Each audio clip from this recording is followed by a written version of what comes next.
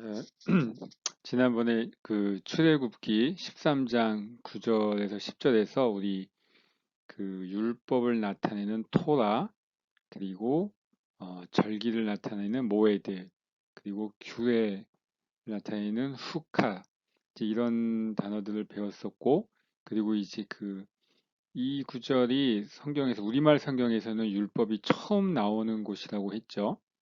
그런데 그 히브리어 원어로 보면 이 토라는 더 먼저 등장을 합니다. 그래서 다루게 될 구절은 창세기 26장 5절입니다. 여기에 이 토라라는 단어가 히브리어로 제일 처음 등장합니다.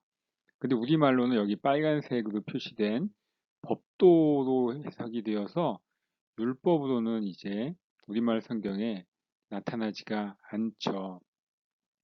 우리말 성경을 먼저 읽어보겠습니다. 창세기 26장 5절.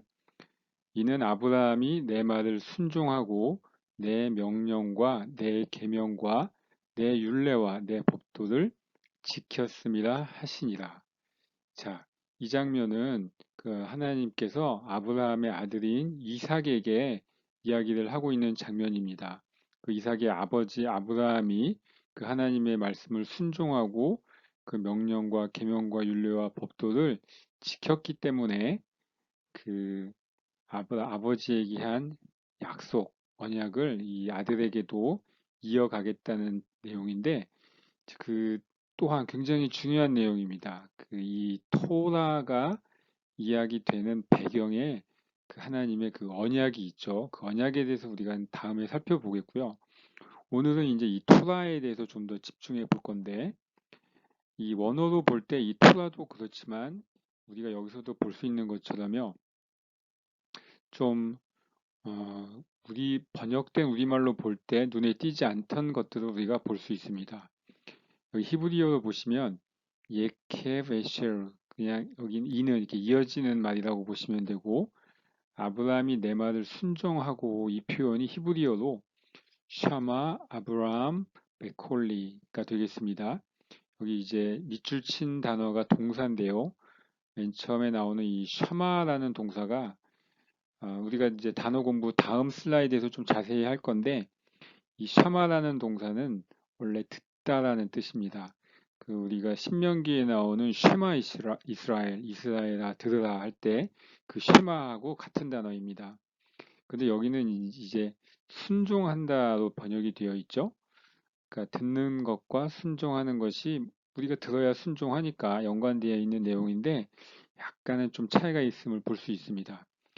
그리고 주어가 아브라함이고요. 아브라함이 듣고 순종을 했는데 여기는 우리말에는 내 말이라고 되어 있는데 원래 원어에 보면 베콜리, 그래서 이 단어도 다 살펴볼 겁니다. 이 끝에 있는 요드는 1인칭 소유격 대명사고요. 나의 콜, 목소리, 소리입니다. 소리. 하나님께서 이제 이야기하시는 거예요. 내가 한 말, 내가 말한 것을 아브라함이 잘 들었다. 이제 그 얘기입니다. 그리고 이제 그 내용이 나오게 되는데 바이에 쉐마르, 여기 지켰습니다라고 번역된 이 샤마르라는 동사가 말 그대로 keep, 지키다라는 뜻입니다. 자, 그래서 아브라함이 이제 지켰는데 무엇을 지켰냐면 이 네 가지가 나옵니다. 여기 굉장히 이제 재밌는 단어들인데 가장 중요한 건 이제 토라고요. 그 다음에 여기 이제 색깔별로 한번 보겠습니다. 미시마레티, 나의 명령입니다. 근데 이 단어는 저도 이번에 처음 보게 됐는데 굉장히 흥미로운 단어더라고요. 다음 슬라이드에서 단어 공부해서 좀 자세히 살펴보겠습니다. 내 명령을 지켰고, 그 다음에 두 번째가 미츠봇입니다. 미츠봇, 계명이죠. 이 단어는 거의 계명으로 일관되게 번역되는 걸 볼 수 있어요. 미츠봇. 그리고 우리가 잘 아는 이제 613가지 계명들 할 때 미츠봇. 그 단수로는 미츠바인데 미츠봇. 그때 그 계명을 할 때도 이제 이 단어를 씁니다. 그 다음에 세 번째가 이 초록색 단어 후카. 근데 여기 율례로 돼 있어요. 우리가 방금 출애굽기에서는 규례로 돼 있었죠. 그래서 이 후카라는 단어가 때로는 규례, 어떨 때는 율례. 근데 규례든 율례든 우리한테 이렇게 확 와닿는 의미는 아니죠. 그래서 이 단어는 일단 그 정도로 보시고 이제 가장 중요한 게 이제 토라인데 이 토라가 여기에서 법도로 이렇게 번역이 되어 있습니다. 그러니까 이제 우리가 출애굽기에서도 나누었지만 우리가 율법 그러면은 모세가 그 시내산에서 받은 십계명을 포함한 그다음에 이제 미tzvot들 613가지의 계명들 이렇게 그냥 생각하기 쉬운데 그렇지 않은 거죠. 그 출애굽기에서도 그 토라가 나온 게 시내산에 가기 전이었고 여기서도 보시면 알겠지만 이미 창세기에서 이 토라라는 말이 나오고 있습니다. 그러니까 여기서 이거를 율법으로 번역하지 않은 게 아마도 율법으로 번역하면은 좀 안 맞죠. 율법, 모세의 율법을 우리가 생각하기 때문에 여기 창세기에서 율법을 이야기할 수 없으니까 이제 법도로 번역을 하지 않았나 싶은데 자, 이제 이 단어들을 한번 좀 자세히 살펴보도록 하겠습니다. 예. 가장 중요한 이 그 토라부터 볼까요?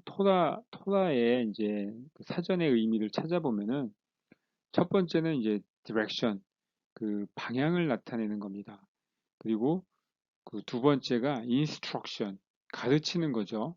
그리고 세 번째가 law, 법이고 네 번째가 the law, 율법. 이렇게 나와 있습니다. 그래서 우리는 그냥 너무 이 뒷부분에 그 치우치게 이해하는 경향이 있는데 원래의 의미는 이 어떤 하나님이 우리에게 방향을 제시하는 것, 어떤 지침, 지시 또는 어떻게 하라고 이제 가르쳐 주시기 위한 내용들, 이것이 좀 더 포괄적인 토라의 개념이라고 볼 수 있겠습니다. 그래서 우리가 율법 그러면은 자꾸 그렇게 계명, 우리가 지켜야 할 그 규례들 이렇게만 생각할 것이 아니라 좀 더 넓게 하나님이 우리에게 어떤 제시하고 싶은 방향과 가르침 그렇게 보시는 것이 좀 더 정확할 것 같습니다. 그래서 율법은 이제 성경을 읽다가 율법이란 말이 나오면은 이제 그걸 일단은 토라라고 생각을 하시고 토라의 개념을 이렇게 어떤 방향과 가르침 이렇게 보시는 것이 좋을 것 같습니다. 때로는 이제 어떤 그 조항을 의미할 때도 있고요. 모세오경을 말할 때도 있고 어떨 때는 그 구약 전반에서 하나님이 가르치고자 하는 내용을 가르칠 수도 있습니다. 이제 그런 내용들을 우리가 점차 다뤄가기도 하겠고요.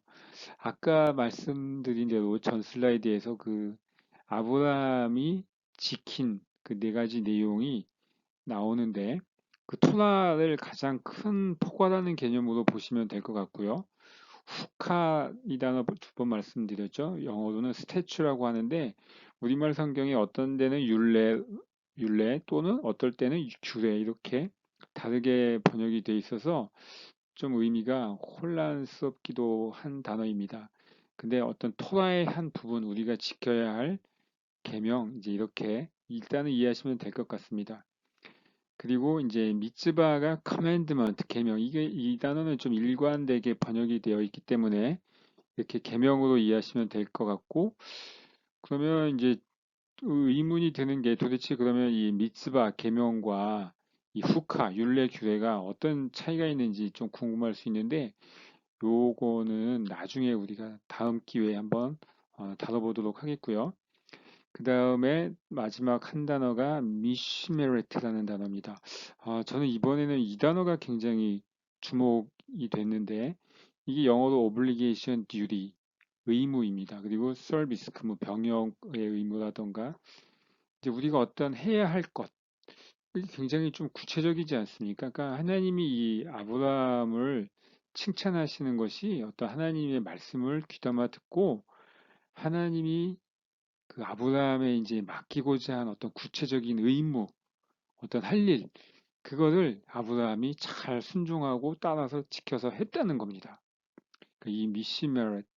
이 단어는 기회가 되면 좀 더 저도 공부해서 또 나눌 기회가 있으면은 좋겠다는 생각이 듭니다.